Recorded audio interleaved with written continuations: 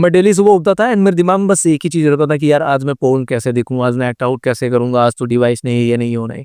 पूरे के पूरे दिन कई-कई इधर-उधर स्क्रॉलिंग करता था, अपना टाइम वेस्ट करता था एंड रात में वही मास्टरबेट करके इजैकुलेट करके अगेन सो जाता था। मतलब लाइफ पूरी फक्ड अप हुई पड़ी थी। मेरा पूरा वेट बढ़ा हुआ है, मैं दौड़ नहीं पा रहा हूँ, साँसें मुँह से ले रहा हूँ, कुछ समझ में नहीं आता था।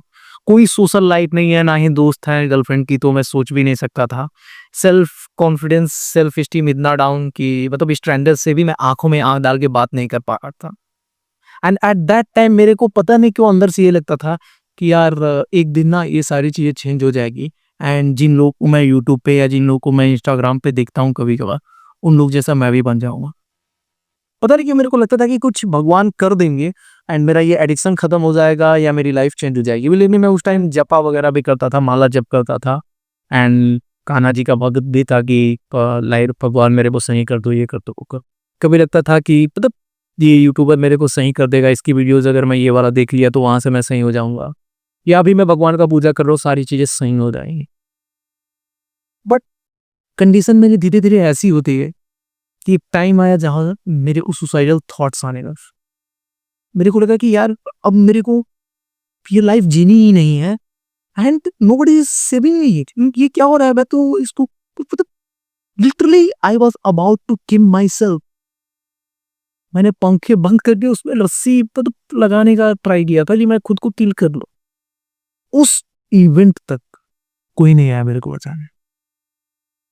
लिटरली तुम मर जाओगे, सुसाइड कर लोगे या बूढ़ी होके मर जाओगे, but till that date nobody is coming to save you unless until तुम खुद की रिस्पॉन्सिबिलिटी खुद नहीं लोगे बदलने की। Nobody is coming to save you. मैं भगवान में बिलीव करता हूँ, आज भी करता हूँ, बट मैंने उस दिन रियलाइज कर लिया कि यार भगवान भी मेरे को बचाने नहीं आएगा, बिकॉज अब तो मैं खत्म होने वाला। And that is the harsh react. तुम्हारे मम्मी, तुम्हारे पापा, तुम्हारे बड़े भैया, तुम्हारे यूट्यूब वाले भैया एंड इवन तुम्हारे अल्लाह, तुम्हारे गॉड जिनको तुम बहुत ज़्यादा बिलीव करते हो, बहुत ज़्यादा प्रेयर करती हो, एंड भी तुम यहाँ पे कहोगे कि नहीं नहीं मेरे भगवान बचा लेंगे।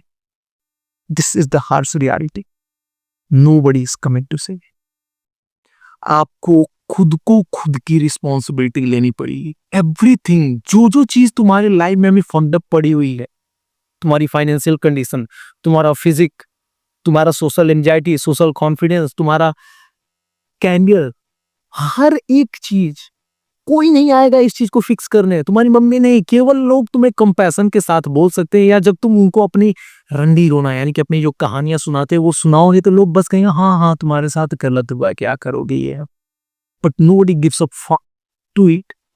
एंड मे बी समबडी, कोई तुम्हारी मम्मी अगर फक भी देती हो, but they can't help you. तुमको तुम्हारी खुद की रिस्पॉन्सिबिलिटी लेनी पड़ेगी। मेरे को लाइफ के हर एक एस्पेक्ट को चेंज करने के लिए लिटरली मैं खुद ही रिस्पॉन्सिबिलिटी लेना पड़ा था। कोई नहीं आता है चेंज करना। मे बी मैं तुमको यहाँ पे इंस्पायर कर सकता हूँ, मैं तुमको कुछ चीजें बता सकता हूँ, बट आई कांट, मैं तुमको चेंज नहीं कर सकता। It's your fucking responsibility. जो सेल्फ इंप्रूवमेंट का दरवाजा होता है ना, मेरे जो कोट मैंने कहीं पढ़ा था कि सेल्फ इंप्रूवमेंट का, सेल्फ डेवलपमेंट का जो दरवाजा होता है वो बाहर से खुलता ही नहीं है कि कोई आएगा तुम्हारा दरवाजा खोल देगा तो तुम बाहर आ जाओगे इससे। ये दरवाजा अंदर से खुलता है। इसकी जो कुंडी लगी हुई है वो तुमने लगाई हुई है।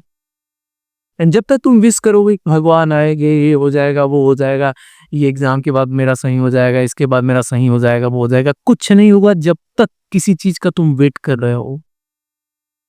पता नहीं किस चीज का वेट करो। Literally I have seen people जो कि मर गए हैं इसी चीज का वेट करते करते। दैट इज माई मैटरनल मामा जी मेरे ओवर वेट, 120 kg का वेट। एंड उनको लगता था कि ये वो फैट बर्नर खा रहे हैं तो ये फलाना, उसने कोई एक्सरसाइज वगैरह करने के लिए कोई जो है ट्रेनर लिया था, वो उनका वेट कम कर देगा, ये है वो। And literally he died due to that obesity. कोई नहीं आया बचाने अनटिल अनलेस तुम खुद की खुद रिस्पॉन्सिबिलिटी नहीं लोगे। एंड उस रिस्पॉन्सिबिलिटी को लेने के बाद मतलब ये चीज तुम रियलाइज करो मैं कि तुम ही हो जो खुद को बदल सकता है। मैं बार बार एक सेम वर्ड क्यों यूज कर रहा हूं? क्योंकि तुम्हारे सबकॉन्शियस ब्रेन में ये जाए कि nobody is coming to save you. You have to take the responsibility कि यार कोई नहीं आएगा बचाने, एंड इट्स मी, मैं ही हूं जो मेरे को यहाँ से बाहर निकाल के लाएगा। बिकॉज किसी को कोई बचाने नहीं आता है, केवल फिल्मों में हीरो होते हैं, केवल फिल्मों में भगवान आके बचाते हैं, केवल फिल्मों में ही वो होता है। इन रियल लाइफ अगर तुम कुछ बदलोगे नहीं खुद में तो कुछ भी नहीं बदलेगा। बाहरी फोर्स कोई नहीं आने वाली है बचाने। That's the thing, your life is fucked up, you have to fix. And maybe इस वीडियो में जैसा भी तुम्हारा रिस्पॉन्स रहा, but this is the truth. And literally मैं इस चैनल पे मैं केवल ट्रूथ ही बोलने आया हूँ, जो कि मैंने अपने रियल लाइफ में एक्सपीरियंस किया।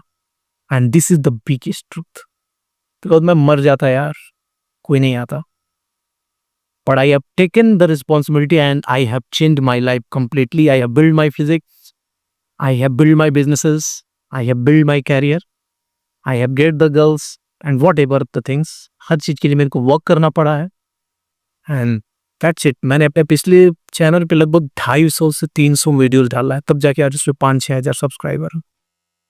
Because I have taken the responsibility. ये नहीं कि नहीं मैं तो अभी स्मार्ट हो, तो ये है तो वो है तो लोग आगे देखेंगे। मैं बहुत ज़्यादा लाइक मेरा बोलने का तरीका काफ़ी अच्छा है, नॉलेज काफ़ी अच्छी है, बट उसके बाद भी नोबडी यू नो वो ऐसे नहीं होता। You have to take the action, you have to take the responsibility, and that's it.